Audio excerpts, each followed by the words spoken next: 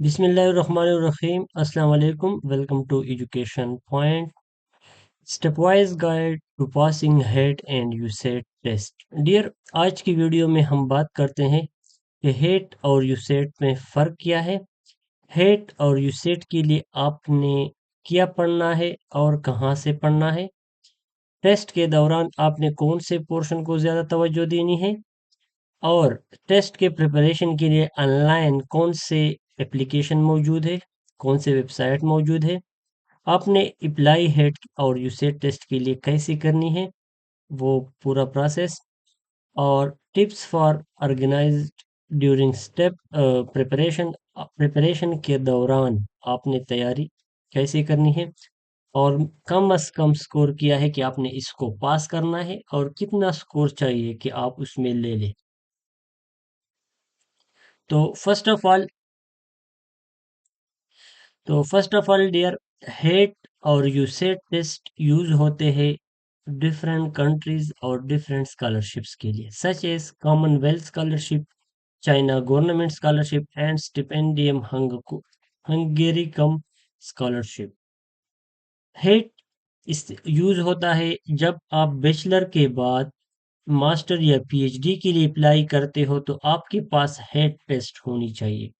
Hate test, और अगर आप एफएससी के बाद बाहर मुल्क स्कॉलरशिप पर बैचलर करना चाहते हैं तो आपके पास यूसेट टेस्ट होनी चाहिए। हेट और यूसेट के बगैर स्कॉलरशिप होते हैं, बट ये आपके लिए चांसेस बढ़ाती है।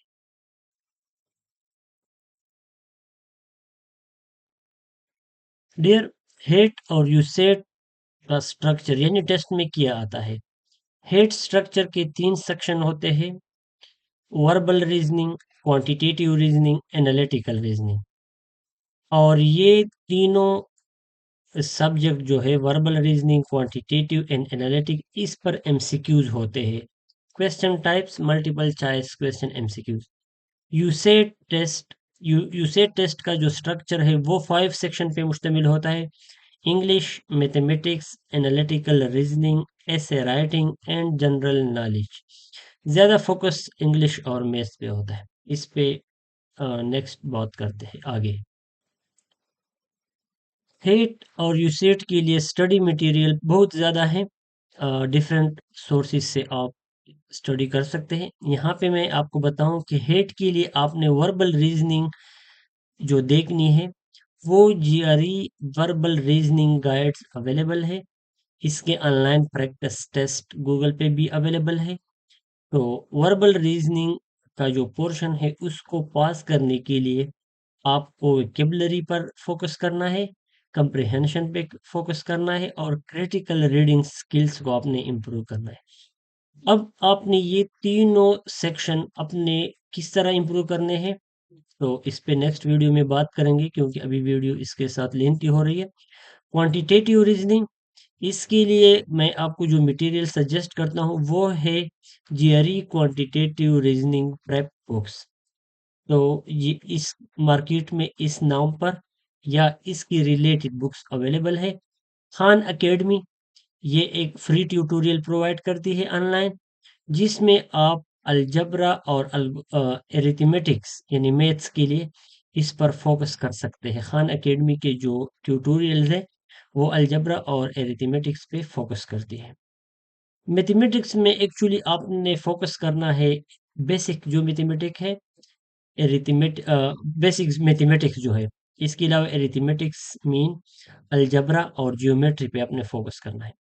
एनालिटिकल रीजनिंग के लिए आपने लॉजिकल पजल्स बुक्स जो होते हैं वो आपने रीड करनी है। इस पर बुक्स अवेलेबल है, GRER GMAT एनालिटिकल गाइड्स के नाम पे बुक्स इसके लिए अवेलेबल है। और ऑनलाइन जो पजल्स रिलेटेड टेस्ट है वो आपने सॉल्व करने हैं, उसकी प्रैक्टिस करनी है। तो आप ये तीनों सेक्शन हेड टेस्ट के कवर कर सकते हैं, पास कर सकते हैं। यूसेट अंडर ग्रेजुएट टेस्ट होता है, तो इसमें इंग्लिश इंग्लिश आती है एफएससी तक बुक्स में, जितनी भी ग्रामर है उसमें उससे आती है।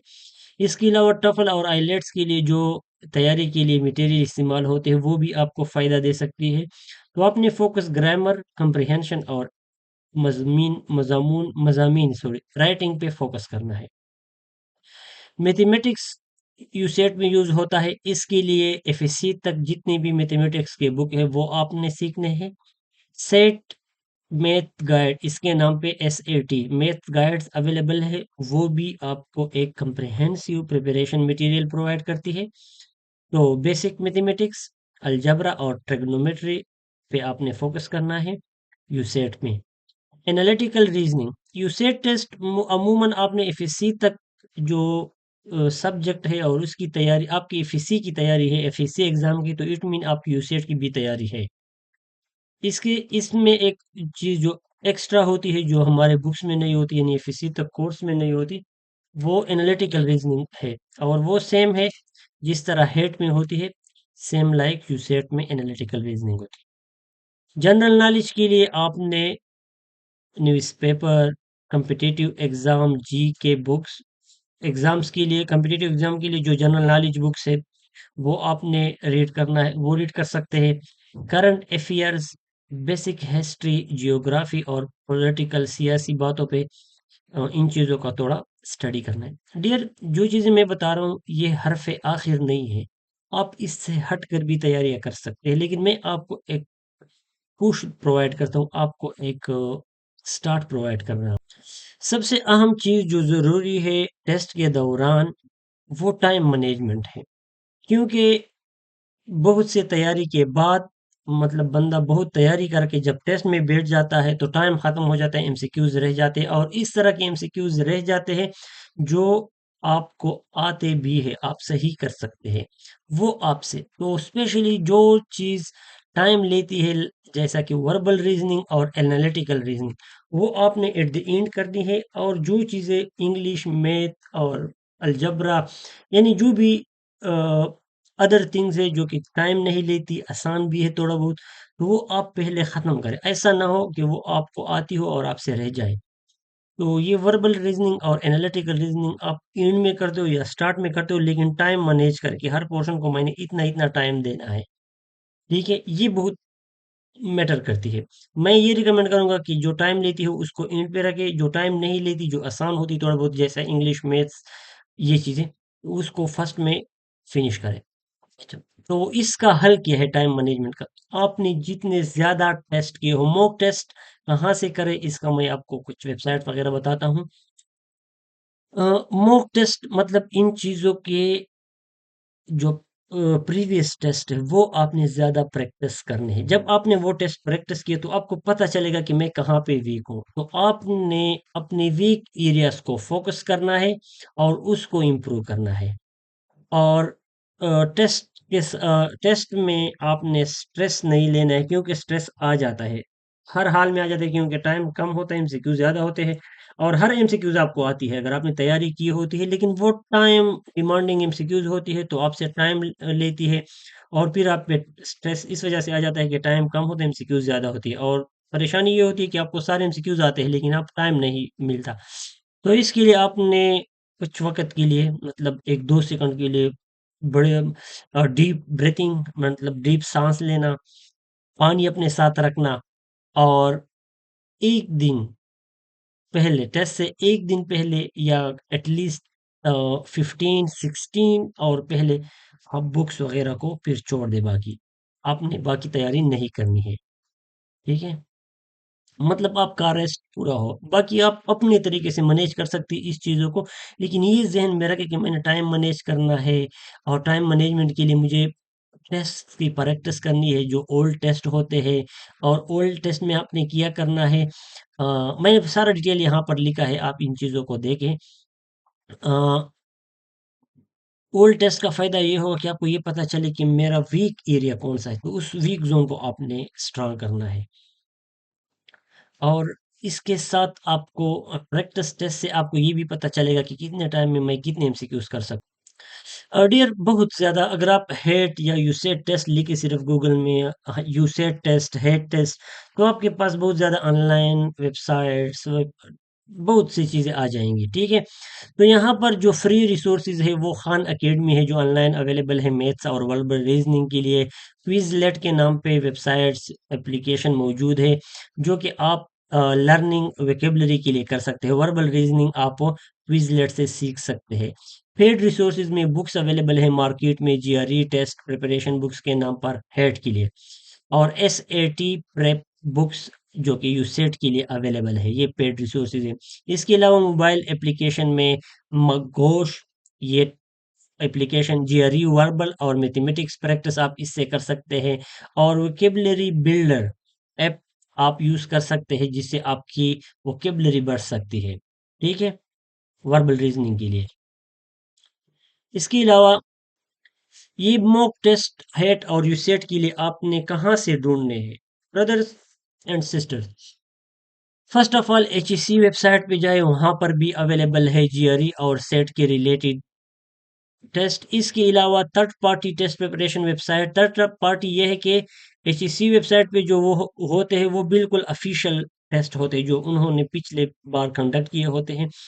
इसके अलावा इल्मी और डोगर बुक्स के एंड में इन टेस्टों के प्रैक्टिस वो होते हैं, पेपर अवेलेबल होते हैं। ठीक है, और इनमें से इल्मी और डोगर बुक्स वाले जो है ये ऑनलाइन टेस्ट भी प्रोवाइड करते हैं, मतलब गूगल पे ऑलरेडी पड़े होते हैं, अब सिर्फ आपने सिर्फ सर्च करना है, वहां पे जाना है। अब मैं एक एक चीज, अब मैं गूगल में जाऊँ और ये चीजें सर्च करूँ तो ये वीडियो बहुत लेंथी हो रही है, तो आप यहाँ से सिर्फ हिंट्स ले ले, बाकी आप खुद काम कर। जीआरई और सेट ऑनलाइन प्रैक्टिस टेस्ट, इसके लिए खान एकेडमी मगोश, मैंने एक बार फिर आपको बता दिया। खान एकेडमी सेट के लिए, सेट मीन यूसेट टेस्ट के लिए, अंडर ग्रेजुएट स्टूडेंट्स के लिए, और मगोश for GRE, GRE mean, GRE भी एक टेस्ट है जो कि स्कॉलरशिप के लिए यूज होती है, बस लेकिन pattern same like to head test है, दैट्स व्हाई मैं ये चीजें आपको बता रहा हूँ। मोबाइल ऐप्स में से मैंने आपको एक बार फिर बता दिया, पुराने टेस्ट हल करने के लिए या प्रैक्टिस टेस्ट के लिए आपने मगोश, जीआरई प्रिपरेशन का application, Khan academy, set preparation, ये टेस्ट। अच्छा डियर, यहाँ पर ये जो जितनी भी चीजें है सेट और यू सेट के, ये इंटरलिंक है, दोनों आपको फायदा देती है। ठीक है, लेकिन bachelor student head test related material इसलिए ना पढ़े कि वो उसकी समझ से बाहर होते हैं, तो अपने ऊपर वैसे एक्स्ट्रा प्रेशर ना डाले। बाकी हेट वालों को यूसेट की जो प्रिपरेशन मटेरियल वो फायदा देती है। यूट्यूब चैनल बहुत ज़्यादा है, बहुत ज़्यादा है, बहुत ज़्यादा अवेलेबल है। आप हेट मॉक टेस्ट लिखे या यूसेट मॉक टेस्ट लिखे, आपके साथ बहुत ज़्यादा यूट्यूब चैनल आ जाएंगे। हर चैनल के कम से कम दो दो तीन तीन वीडियोस देखे तो आपको पता चलेगा कि ये चैनल किस डायरेक्शन में जा रहा है, इस चैनल का जो बंदा है उसमें कितना पोटेंशियल है कि अब वो सही गाइडलाइन दे सकता है या नहीं। तो किसी यूट्यूब चैनल के बारे में डिसीजन लेने से पहले उनका एक वीडियो कभी ना देखे, उनके दो तीन चार वीडियो जरूर देखे। मैक्सिमम 1 घंटा लेती है, 30 मिनट लेती है एक यूट्यूब चैनल को जज करने में। ठीक है, तो अपने लिए 1-2 घंटे लगाए और अपने लिए यूट्यूब चैनल फिक्स करके मैंने कहाँ से एजुकेशनल कंटेंट कंटेंट इकट्ठा करना है। रजिस्ट्रेशन प्रोसेस किया है वो तो मैं आपको नेक्स्ट वीडियो में बताता हूँ, डिटेल से स्टेप बाय स्टेप बताता हूँ। फर्स्ट, आप अगर आप खुद कर सकते हैं तो अभी जाए गूगल में लिख ले etc.hec.gov.pk, और डेट्स 25 अक्टूबर 2024, जो आने वाला है ट्यूसेट टेस्ट है उसका लास्ट डेट 24 अक्टूबर 2024 है, और 10 नवंबर को इसका टेस्ट होगा। ठीक है, इम्पॉर्टेंट नोट ये है कि 50, वो तो मैं आपको बाद में बताता हूँ, 50 कम से कम मार्क्स है, और जितने आप ज्यादा लेते हो इतना ज्यादा सिलेक्शन के चांसेस होते हैं आपके स्कॉलरशिप के लिए या किसी भी एडमिशन के लिए। बात देखिए, अगर 100 बंदों के 50-50 मार्क्स आते हैं और सीट्स 80 है तो जरूरी बात है कि ज्यादा मार्क्स वालों को तरजीह दी जाएगी, और 50 से कम मार्क्स तो आप स्कॉलरशिप के लिए अप्लाई भी नहीं कर सकते। डियर, ये चीज़ें मुश्किल नहीं है, लेकिन इन चीज़ों को बरकरार रखना मुश्किल होता है। इसकी तैयारी बहुत टफ, बहुत कॉम्प्लिकेटेड है। कभी एनालिटिकल पढ़ना, कभी वर्बल रीजनिंग पढ़ना, कभी तो इंग्लिश पढ़ना, मैथमेटिक्स।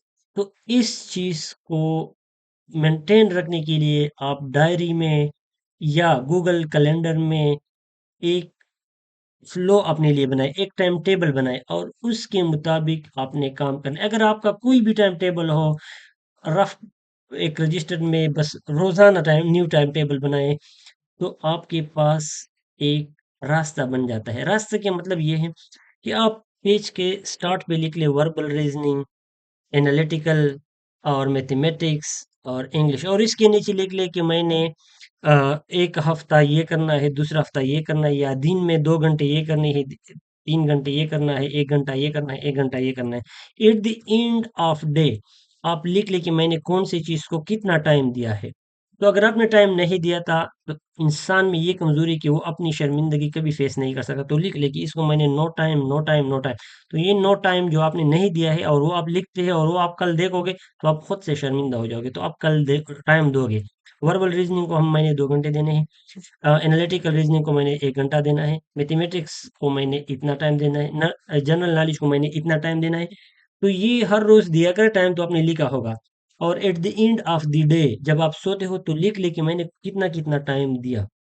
तो ये चीज बना ले, तो ये आपको मोटिवेटेड रखेगा, आपको एक फ्रेम में रखेगा। विदाउट फ्रेम, विदाउट पश्तो में कहता है बेपड़ी जानवर। जब तक आपने टाइम टेबल नहीं बनाया होता, तो आप इस तरह होते जिस तरह एक जानवर जा रहा हो और उसमें रस्सी नहीं होती। तो बगैर रस्सी का जानवर कभी इधर से चीज उठा लेता है, कभी उधर से चीज उठा लेता है, कभी उधर कभी इधर जाता है। तो बगैर रस्सी के नहीं, अपने अंदर एक फ्रेम, अपने अंदर एक रस्सी, एक टाइम टेबल डाल दे। ठीक है। और कभी भी आपने डिस्करेज नहीं होना है प्रिपरेशन के दौरान, बहुत ऊंच नीच आए। डियर, कम से कम स्कोर 50 है दोनों का। ठीक है। यूसेट के लिए डिफाइंड नहीं है कि आपने कम से कम 50 लेने हैं, लेकिन अगर 50 से कम हो तो ये समझिए कि आप सेलेक्ट भी नहीं होते।